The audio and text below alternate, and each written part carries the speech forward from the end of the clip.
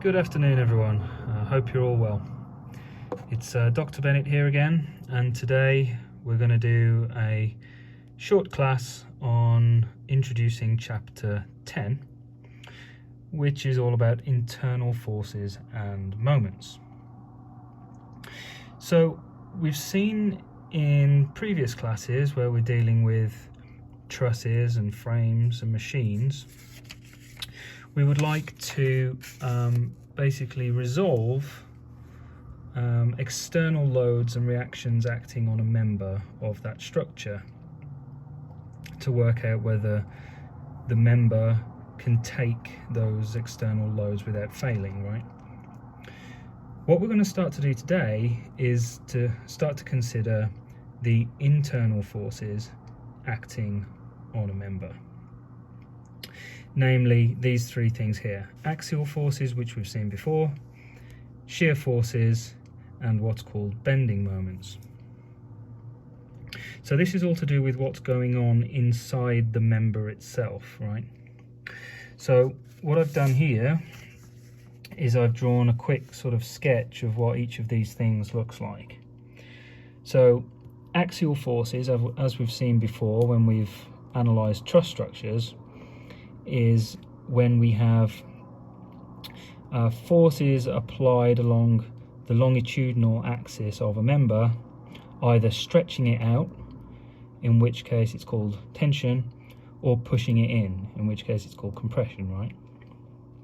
And for the purposes of what we're going to be doing today, we give this a new name. Now we're going to be calling it P sub C, because we're going to have notation for each of these three things when we come to solve for the internal forces of a member. The next thing is shear forces. So in this case we have these offset external forces or loads applied to a member, and it shears the member from, say, this position to like this, right? So shear forces is given the notation V sub C. And then finally, bending moments, as the name suggests, is where we have loads applied to a member such that it's going to start to deform or bend the moment. In this case, we're going to end up with something that is like a U shape, right? And that's given the notation M sub C. And then just for completeness, right, even though we're not going to be discussing this right now, the other thing that we could do to a member is to apply a torsion. So we have a twist force applied at one end in one direction, and then a twist applied at the other end of the member in the other direction, and that gives us a torsion. Okay. So there is a sort of an example is probably the best way of describing or showing you how we find all of these things inside a member. But what I've done just before we get into an example is just sketched out the solution methodology, or how we go about analysing these internal forces.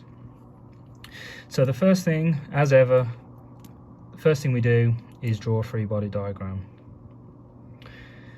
The next thing we do is we apply the equilibrium equations to the whole structure to find the external forces. We can find any reactions due to supports and that kind of thing. So we apply the equilibrium equations first to resolve the external forces. Then what we do is we cut the member at a point where we're interested in finding these three forces. So say if we're interested in finding what the magnitude of these forces are at the center point of a member, we cut the member in the center point, draw free body diagrams of both sides, right, both sides of the cut, and then we go ahead and apply the equilibrium equations to resolve the internal forces. And then we should be left with a system of less than or equal unknowns to the number of equilibrium equations we've got, so we can go ahead and find those unknown internal forces. So here's an example then. So we've got this simple setup here. We have a member supported at point A with a pin support and at point B with a roller support. We have an externally applied force F that is 1/4 of the way along the length of the member. So the member is of length L, right? So F is applied 1/4 of the way along it from B, which means this side is 3/4, right? And we're interested in finding the internal forces on that member at point C, which is 1/4 of the way along it from point A. So the question is to find those three things: the axial force, shear force, and bending moment at this point C. So the first thing we do, as I've just discussed, is to draw a free body diagram of the full picture, really, of what's going on, right? So I have my reactions due to the pin support at A. I have my reaction in the normal direction due to the pin support at B. And then I have this external force applied here, 1/4 of the way along from B.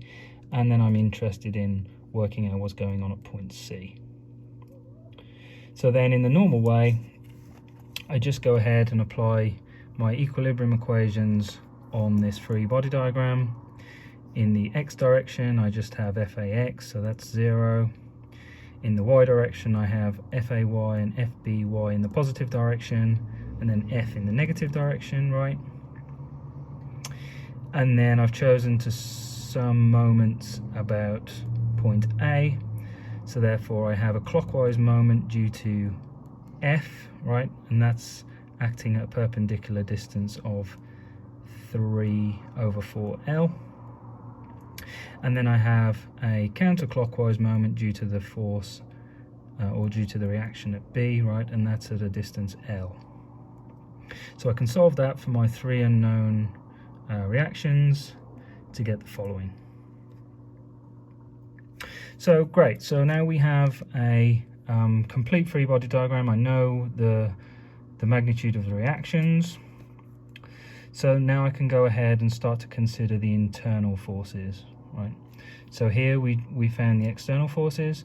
Now we're going to cut the member at point C, and then we're going to do the same thing but on the internal forces, right?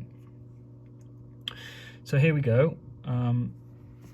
This is the new bit, right, if you like, so I'll spend quite a bit of time discussing this. So I've cut the member at point C. So I now have two halves.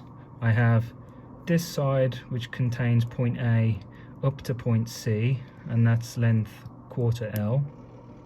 And then I have this half, which contains point C up to point B, and that's of length 3/4L, right? So that's what I've drawn down here. On the left hand side at point A, I've got the reaction that I just found up here, and on the right hand side I have the reaction that I found at B and this external force, right? So now we need to discuss what we do here at point C, right? So we're interested in finding the axial force, shear force, and bending moment at point C. So what we do is we give them these direction vectors, these force vectors, and we have equal and opposite directions on both sides of the cut, right? Similar to what we saw when we were analysing frames, right? When two members are in contact. This time we draw on the force vectors for these unknown internal forces, and we give them the opposite directions on the other side, right? So what I like to do is on the left hand side make them all positive, and then on the right hand side make them all negative. So I've got positive axial force PC, positive shear force VC, and a positive moment, so a counterclockwise moment for the bending moment MC. So of course, if it turns out that these things are negative, then the signs will just come out in the wash, right? But in terms of actually drawing these free body diagrams, I like to give them these directions on this side and then make them the opposite way around on this side. So I have VC going downwards here to oppose this, PC going left to oppose this, and I've got a clockwise bending moment to oppose this. So as long as these things are equal and opposite on either sides of the cut, all of the maths should work out, and it shouldn't matter which side of the member that we choose to solve, we should get the same answer, right? So just make sure all of these unknown internal forces are equal and opposite on either side of the cut. So now let's go ahead and apply the equilibrium equations on the internal forces to find these unknown axial forces, shear force, and bending moment, right? So we apply the equilibrium equations in the same way as we always have, right? We'll have, what I've done is I've done the same thing for both sides of the cut, right, to show that we get the same answer. But basically, if we have less than or equal to 3 unknowns on either side of this, it suffices to only solve one side, right? But here I've solved both to show that we get the same answer. So on the left hand side, in the x direction, I have positive PC. That's all I have, so that's 0. In the y direction, I have this reaction which I found above. I have positive VC. And then I've chosen to take moments about point C. So I have this positive MC, and I have a clockwise moment due to this reaction here. So that's why this is negative, and it's at a perpendicular distance of 1/4L.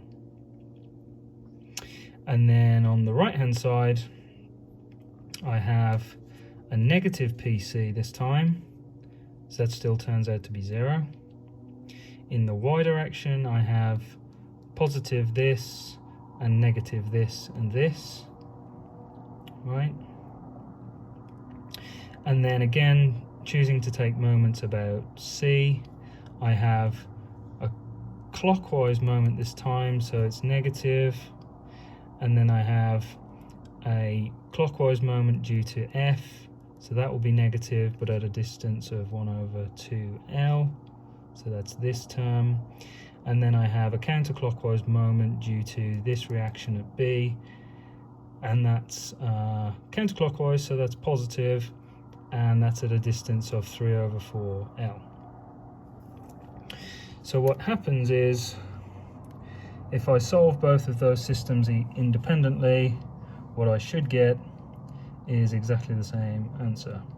So as I say, if you have just these 3 unknowns on either side of the cut, it only suffices to solve one side. You should get exactly the same answer. So in this case, because I've got less forces, less external forces on the left hand side, I choose to solve this side because it's simpler, right? So that's it for today. In the next class, what we will do is we will consider these 3 internal forces acting at the whole length, right, of the member, and how these forces change depending on where we decide to cut. So what we're going to do is we're going to draw some diagrams of how these internal forces change over the length of the member. So yeah, so that's it for today. Keep checking for updates and new videos, and I'll speak to you very soon. Cheers.